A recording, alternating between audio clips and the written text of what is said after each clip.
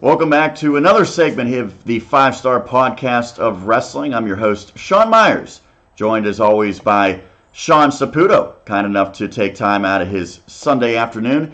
And we have an interesting topic this week for the Trending Topic segment of the podcast. We have come up with our own lists, and there's going to be some overlap for sure, of superstars who we would change from heel to face or face to heel. Guys and gals that could use a spark, maybe with their storyline, just need a fresh start.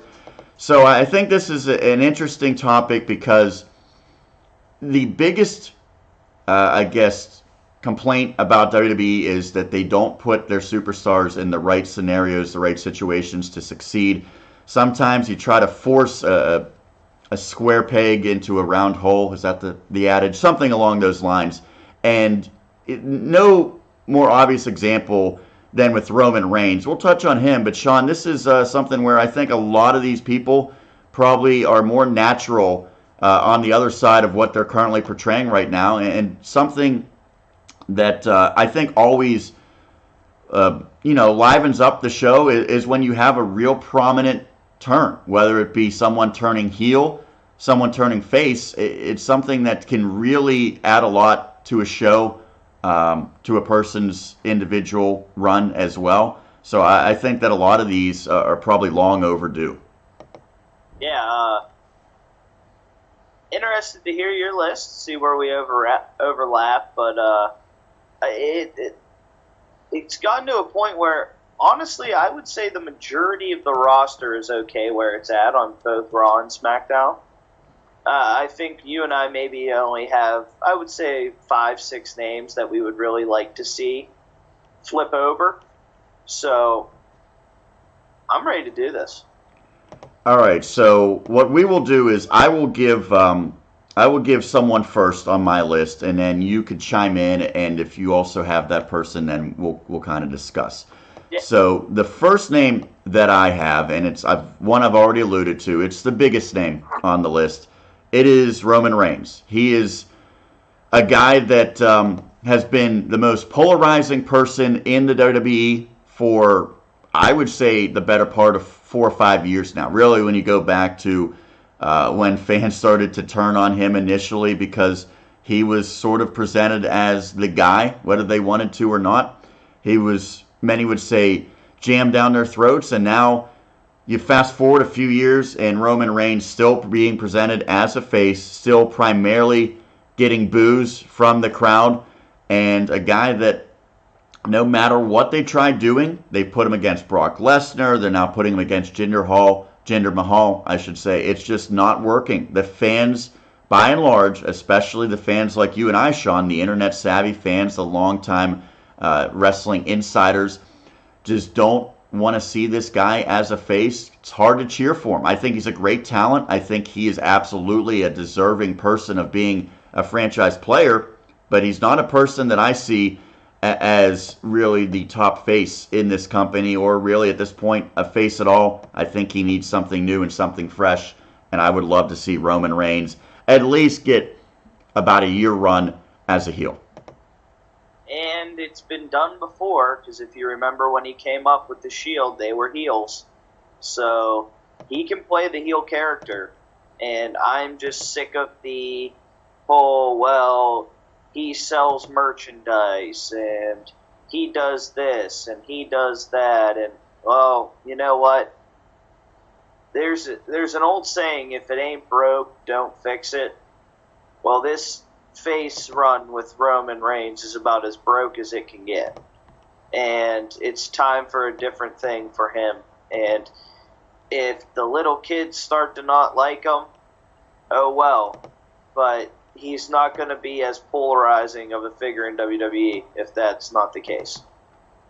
Now, I said one of the best parts of this segment is we were going to at least propose different ways that you could turn them heel or turn them face.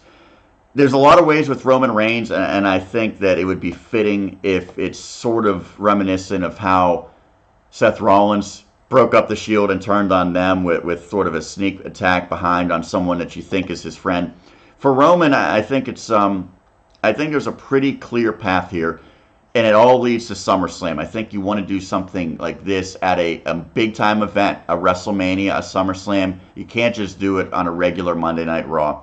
If you're going to turn him, you have to do it with everyone watching. So the way I book it, Seth Rollins finally gets his Universal title match against Brock Lesnar at SummerSlam, and they sort of play into the fact that the locker room is rallying behind Seth because both in storylines and in real life, most of the locker room does not want to see Brock Lesnar as the champion, the part-timer, the guy that gets all the money to barely do any work.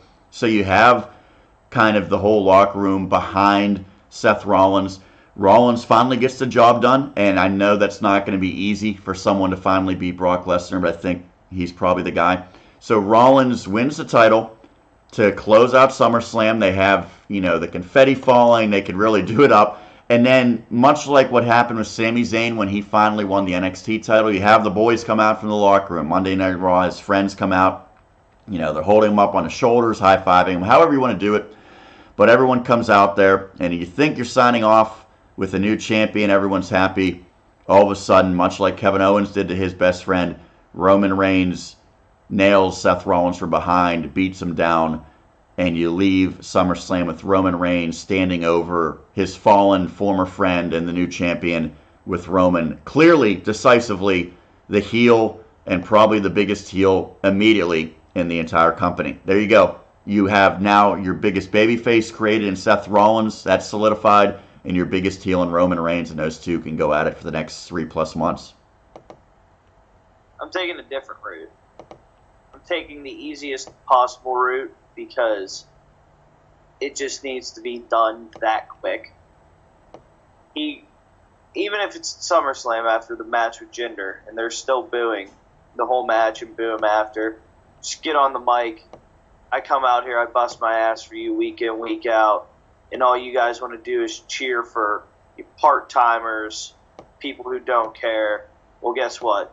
I'm done with you. I'm alone now. Boom, mic drop, call it a day. Do you think something like that, is it impactful enough? Is it going to turn all of the fans against him? I think they're already against him enough, so what's it matter? Fair enough. Well, there's no doubt that much like John Cena in his heyday, Roman is still popular with the little kids, with the women, with the very casual fans. So that's really the only thing, is you have to make sure you turn those people against him. That might do it. I don't know. But with me, I don't want to leave any doubt. I want to make sure that when the night is over, Roman Reigns is hated by every single person in the company, even though, to your point, probably about 80% of the fans already hate him at this juncture. So Roman Reigns, that is, I think, a pretty obvious one, but a massive one nonetheless. And then I started to think of, well, maybe on the women's side, who are the Roman Reigns in terms of star power and in terms of main eventers that I think would benefit from a heel turn? I think there's two that stand out, and the first one has been, I think, a long time coming. She was great as a heel in NXT. I'm talking about Sasha Banks. She has been a face almost her entire time in the WWE on the main roster, and she was very popular for a long time. She had a great feud with Charlotte. Ultimately, Sasha came out on the losing end of that feud. Since then, she's been looking to sort of reestablish herself near the top of the women's division. It's been quite a long time since she's been a champion. And now when you look at it, I think that she's someone that needs something fresh. Her feud with Bayley has been on and off, on and off. I would love to finally see that resolved one way or the other. And I think the easiest way to do it is to turn Sasha heel, have her attack Bayley, and leave no question marks. Sasha is the bad guy. Bayley is the face. We go forward with that. We lead up to a big-time match, maybe give them 2 or 3 months of that storyline to unfold, and Sasha goes back to playing the role that she was born for. And I think by far her best work was during her heel run in NXT. So Sasha Banks, to me, is another pretty obvious choice. Yeah, I'm going to keep it short and simple just because I have the exact same mindset that you do with that one. She needs to be a heel. Best work is done as a heel. And that's the only possible way I could see that happening is her turning against Bayley, because Bayley has no chance of being a heel with her character. and with her work with the little girls, getting them into wrestling and everything like that. So, only way I can see it done is her turning on Bayley and then just moving back to the title picture where she belongs, I think. My only concern with this, and I was talking to co-host Justin Lowry the other night, he actually said, you know what, maybe I would consider doing Bayley heel because she needs something. She desperately needs something different. Is Bayley a strong enough face right now that if Sasha attacks her, will that actually make Sasha a heel, or will you have some of those, I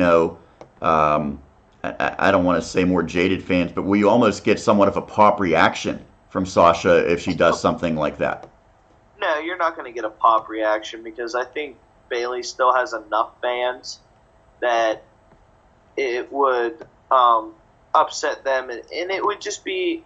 I mean, it's been building, and they've shown it to where you could see both of them turning on one another at any given time, but they haven't completely thrown it out there who's going to do what. But I think the safest route is just having Sasha do it. I don't think Sasha plays a great face, and I think that's where her downfall started, was that face turn from the get-go. You know what? I would agree with that. So Sasha Banks may be ticketed for being a heel upcoming, and I think, again, the easiest way to do it is have her and her longtime friend go at it once again with the roles that they embraced in the past. But Sasha's not the only woman I would turn heel. I think another big one that you could have on the SmackDown side is Charlotte. Now, I know Charlotte spent a long time playing a heel on Monday Night Raw, and I thought that again was natural to her. She did a great job with it. When she went over to SmackDown, she became a face, and I think it's something that doesn't come nearly as natural to her. She's getting a good reaction from the fans, but I think this is almost out of necessity because when you look at how SmackDown stacks up on the women's side, they have Charlotte as a face, probably the best on SmackDown in terms of in-ring work and in terms of fan recognition and significance in terms of her place in the company. Then you have Becky Lynch. You have Asuka, who's challenging for the SmackDown title, and you have Naomi. Probably your top 4 talents on SmackDown are all faces. And then you say, well, you have Carmella the champion, you have Billie Kay, Peyton Royce, and then you have the former members of Absolution, Mandy Rose and Sonya Deville. None of them, to me, are of the same caliber of those top 4 women, all of whom are faces. So I think the easiest way, I don't see Becky really thriving as a heel. I think she's a natural face. I think Naomi, you could say the same for. She just does not seem like she can come across really as a great heel. She's done it very briefly in the past. I think it leaves it to either Charlotte or Asuka. One of those two has to turn heel. Asuka always has sort of a little bit of a heel tendency to her, but I sort of like the reversal where maybe she plays the face and Charlotte goes back to playing the heel because I know it works for Charlotte. There's no doubt she could play a great heel. That's why, in my opinion, that's the right choice. And then you set up, if you do Ronda Rousey and Charlotte, there's no mistaking that Ronda's going to be the face in that feud, and Charlotte will be the very much hated adversary. So I think it's both short-term and long-term beneficial to flip her over to the heel side. I agree with you that Charlotte is, better at the heel side, but I like the way the SmackDown women's division is set up right now. I don't see any problems in terms of who is what and where is when, and I think if I had to pick one of the 4 that you named, I would think it would have to be Naomi. Just because it's very difficult seeing, this face Naomi with this now heel Uso team, because then it just completely contradicts the Usos if they're going to use them together. Because if you remember, the Usos were in the midst, of one of the better tag team runs as of late, and they're a heel team, but then Naomi got involved with the Bludgeon Brothers and everything, and it was heel versus heel, so you had a slight kind of face-ish turn for the Usos, but it's really not. They're still better off as the heel, so it contradicts showing the Usos as these like happy-go-lucky good guys backing the face when they're supposed to be this dominant heel tag team. Do you, getting back to Charlotte then, I know you said you would go otherwise. Do you think she's doing good work as a face right now? I think so. I was very surprised when she came to SmackDown and turned into a face, how long it's lasted and how well she has taken on the role, which is why I wouldn't be so skeptical in pushing her into a heel role so quick. On Monday Night Raw, there is a competitor who is really, I think, struggling to find his niche as a face. He's a guy that was tremendous as a heel in NXT, and I know that's sort of a recurring theme, but he's been on the main roster for about a year, and it just hasn't translated nearly as well as his NXT run. It's Bobby Roode. He is in the Money in the Bank ladder match.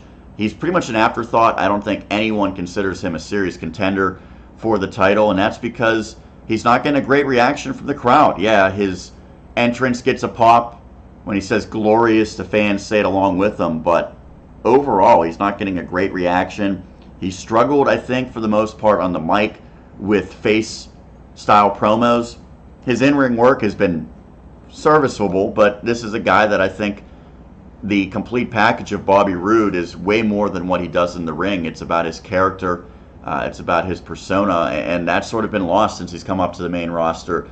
So I think Bobby Roode is a guy that needs to turn, and with me, his is one that I go a simple route.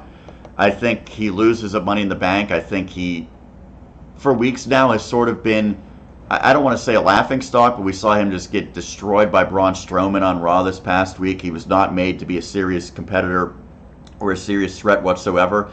So you have him lose. He comes out and he says, you know what, I've been up on the main roster. I tried to make it glorious. I tried to do it the right way, doing things right by you fans, and it hasn't worked. I was a champion in NXT when I didn't care about the fans. I didn't care about the universe. I need to go back to that old Bobby Roode and screw you guys. I'm doing it my way, and I'm going to have more success doing it. Cut a promo that right away establishes himself as a heel and get back to that Bobby Roode that we saw on the mic in NXT, where I think it really worked best for him. Well, you took every single word out of my mouth on that one. Same exact route for me. Same exact positioning in believing that he needs to be a heel. And I don't know if I can add more to what you just said there, Sean. That was to a T just about what I would love to see out of Bobby Roode in a heel turn.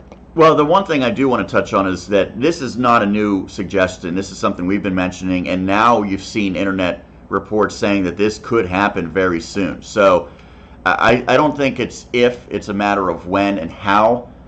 And again, the biggest takeaway for me is when you turn someone like this, you have to, I think, stick with it and make sure that it becomes a focal point. You can't turn Bobby Roode and then 2 weeks later not have him on Monday Night Raw doing something. So I think that they have to stick with it, because I know my take, this is a high mid-card, low main event caliber guy on the main roster. I think he's great challenging for the Intercontinental title, and maybe even every now and then you get him a feud above that. I don't think he's a world title contender on any show, but good enough that he needs to be used in, I think, a pretty prominent storyline. He should be one of your top 10 guys, I think, on whether it be Raw, the show he's currently on, or SmackDown if he ever goes back there.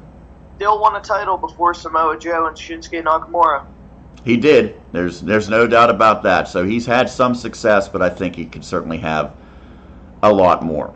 Now, thus far, we focused on people that we would change from face to heel, and I think that's always easier because you could just come out and be a jerk to be a heel. It's very easy. Oh, I hate this town. My opponent is a terrible person. I'm going to cheat. I'm going to break the rules. That's easy. Turning from a heel to a face, you really have to make sure the fans are behind you, and I think a lot of that is done organically. So when you think of a person that you would change from a heel to a face, I struggle to come up with some names. The one that I did come up with is Cesaro, and I think that the bar has run its course. they've done a good job. It's been a good partnership. They've had tag team championship reigns. They put together some great matches and some good feuds. But right now they're sort of lost in the shuffle on SmackDown. And I think it's time to get Cesaro back to the fan favorite that he was when that team first formed. He's a guy that his moveset, his in-ring work alone makes him popular. He's never probably going to get over with great promo skills, but I think he can do enough in the ring, and we've already seen that he's gotten a lot of fan backing. You bring back the big swing, fans love that. Just his ability in the ring, and you sort of unleash Cesaro, much like you unleashed Daniel Bryan when he first got really, really popular, and let him go out there, wrestle maybe 2 times in a night, wrestle maybe a 25-minute main event against someone else that can get it done in the ring. And to me, that's an easy way to get the fans behind a guy that ultimately I think has not achieved the stardom that he deserves based on his talents. I agree completely, and he is one of the names I had of changing to a face. Whether it starts by Sheamus, turning on him, and then they have a feud, and it's Sheamus versus Cesaro again for just a little bit. I think Cesaro is one of, if not the best in-ring guys in the company today. His athletic ability is unprecedented, and I just believe that he should have been at some point already in his career a singles champion. And he was cracking that mold. He won Andre the Giant, and then it just proved that winning that trophy is about the worst possible thing you can do in your career. Yeah, it really hasn't done anything for anyone at this point, ever. And it's like a battle royal for the best of the lower mid card. And I think that in due time that Cesaro should be at least a mid card champion and get back to where he was before the whole bar thing started out. I have one more name that I would change. And by the way, finishing up on Cesaro, I agree. I think the easiest way to do it is him and Sheamus break up and Sheamus attacks him. You get Sheamus, a lot of people will boo him out of the building and make Cesaro easily the face in that scenario. You don't want to see a long-term feud with them again, but maybe put him in 6 weeks or something. Cesaro comes out on top, and then you start him maybe with the U.S. title picture over on SmackDown, something along those lines. But the last guy that I want to touch on my list, and I know you have a few others to add, is Randy Orton. He's not on TV right now due to injury. Should be back right around SummerSlam time, and I think that creates some interesting opportunities because probably going to be able to wrestle at SummerSlam. You want to set up maybe a decent match for him there. He was having a feud with Jeff Hardy, and both of them a little banged up. It sort of got sidetracked. I was curious to see how they would present Randy Orton. Would they make him the feud would they make him the heel, I should say, in the feud with Jeff Hardy? We never really got the answer to it because they basically had 1 or 2 matches and then it sort of fizzled out. I think the easy way to get Randy Orton to come back is to have him attack someone out of nowhere, give him the RKO, but you need more than just an RKO with Randy Orton because that's going to get a pop no matter what. You need a beatdown of a face. So whether it be Jeff Hardy, maybe a guy like Daniel Bryan, excuse me, you have him come out, attack someone from behind, go back to the Randy Orton that I think really thrives. That's, the unstable Viper. And I think that it would do wonders for his career because right now he gets a good reaction, but it just seems like he's a little bored and his character's a little stale as a face. And I've always thought that he's a guy that at his best has worked as a heel. Yeah, I agree with you completely. That is Randy's best work, and I would love to see him go back to it. Granted, I mean, he plays like a heelish face, though, at the same time. He does. It's not a clean face completely. But, yeah, I would like to see what you said about Randy Orton going back to the heel side. That's why I didn't mark him down, because I figured he would be one of the ones on your radar. One that I would like to see turn face, granted, I'm okay with it if he stays at the heel side, Sami Zayn. it's kind of hard for me to tell whether or not his pop with the fans was more genuine as a face or the pop he gets as a heel. And I think as of late, especially during the whole Kevin Owens thing and them working together, but take away this Bobby Lashley thing, it's as if his comedic relief and everything is turning him into a face almost down the run. He's getting a better reaction. You love the glasses. The readers are hilarious. When he just pops on the readers, and he also plays with them too, and then he like fluffs the paper. It's perfect. He has that comedic relief. He's not really a heel, but he's not really a face. He's a tweener, like Braun was for so long, almost. So I'd love to see him turn face, and I think the fans would get behind Sami Zayn, and I think that's what's needed because he played a fantastic face down in NXT. Well, I was going to say that's long term when Sami Zayn will ultimately, hopefully, elevate himself to main event picture in WWE. It will be as a face. I think he's very similar to a Daniel Bryan, and I think he will take a similar path. Daniel Bryan was a face. Then he had a heel run that actually led to him winning the championship on SmackDown when he was with AJ Lee. Then ultimately, he became the underdog face, and that was his best work. Sami Zayn, I think, was the same in NXT. So I think long-term he will be a face. I'm not sure that they'll do it yet. But I agree with you. I think certainly that that's going to be his future. It's just probably a matter of time until he gets there. But how do you make Sami Zayn a face? Do you kind of do the double switch with him and Lashley with the way that this is trending? Or do you have another way that you can present him where the fans will get behind him? I want the classic that we should have gotten before between him and Kevin Owens. Meaning just a match between those two? Or I want Kevin Owens to turn on him again, and this time around it's Sami Zayn that comes out on top. Okay, fair enough. Kevin Owens has already built himself as an established main eventer. Right, former champion. Sami needs to get there. And Kevin Owens turning on Sami and Sami turning the tide on Kevin and coming out on top, I think, is the way to go with it. Now, you had mentioned you have someone else on your list. That's my last name. I want this man to come back as a heel, and that's Dean Ambrose. I think that Dean has every capable sense and bone in his body with his character to play the perfect heel. And I would love to see, on top of what you had mentioned before, him and Roman together, if it works this way, turning on Seth and becoming heels together. Well, I mean, that changes the complexion of not only Raw, but WWE. Sean, I'm struggling here. It's a long show. That really changes everything. If you put those two guys who had been two top faces as heels, it suddenly changes things, but I think it creates a lot of nice balance because right now Raw is absolutely top heavy with faces, and they have very few heels that are main event caliber. So that instantly evens things up. And I think there's some symmetry to that would be interesting. Because for the fans who watched for the last 3, 4, 5 years that saw what happened with the Shield, it would sort of be fitting and ironic to have it work out that way. So I like that idea. I don't think it happens, but I would love to see exactly how they would pull it off, and how exactly would you try to pull it off to make it work?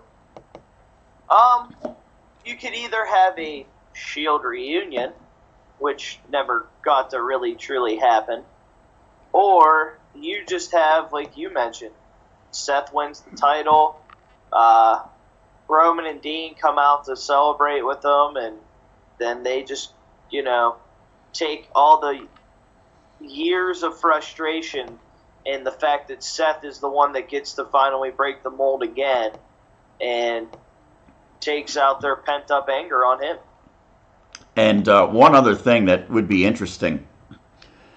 Dean Ambrose wrestled Brock Lesnar at WrestleMania and lost. Roman Reigns has wrestled him twice at WrestleMania, really kind of 2 losses in a sense. One no decision, 1 loss. And then, of course, the most recent one at the Greatest Royal Rumble. So those guys can't get over the Brock Lesnar hump. For Seth Rollins to do it, that's instant jealousy created, right?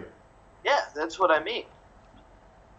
So, I think I want to see Dean Ambrose as a heel. I want to see what he can do on the opposite side.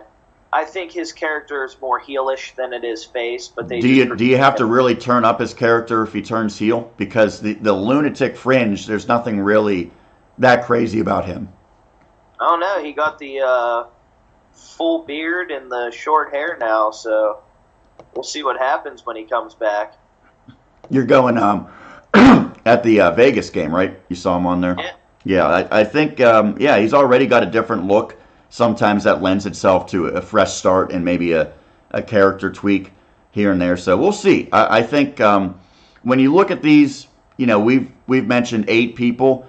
Maybe you only get 3 or 4 of these in the short-term future, but I think even half of them could really spark things up. But I think what we started with Roman and finished with Ambrose, those 2, that would be significant, and that might be something that the fans that are kind of in the malaise right now saying this is boring, same stuff each week, I don't really, have a great reason to tune in to Monday Night Raw.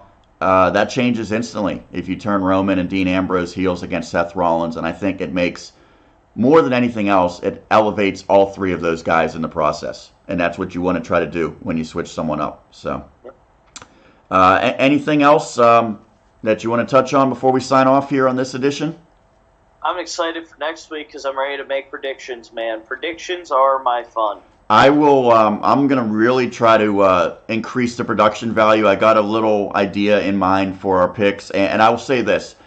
If nothing else, I'm going to make sure that I hold our picks more accountable because we'll make the picks. I'll have them documented, and then the following week we will go back and we will have a breakdown of how we did. So, thankfully, we didn't do that for WrestleMania. Would have been ugly. But, we'll see. Maybe one of us gets, 8 out of 10 right, and the other one gets 5 out of 10 right. Well, then we know who the better co-host is if that happens. So, we will have that upcoming next week. We'll make our picks. We'll still talk Raw and SmackDown, but we will preview Money in the Bank. And then the week afterwards, we will revisit those picks as well. So, that's going to do it for the Trending Topics version of this week's edition of the 5-Star Podcast of Wrestling. Remember, you could also check out the Raw recap, the SmackDown summary. It's all on our YouTube page. You can follow us there. You can follow us on Twitter at 5-Star Pod Wrestle, or you can follow our individual Twitter handles that I've had up on the graphics throughout the show. But make sure you check us out every week here on the 5-Star Podcast of Wrestling. So for my broadcast partner, Sean Saputo, Sean Meyers signing off. You've been watching the 5-Star Podcast of Wrestling. We'll catch you next week.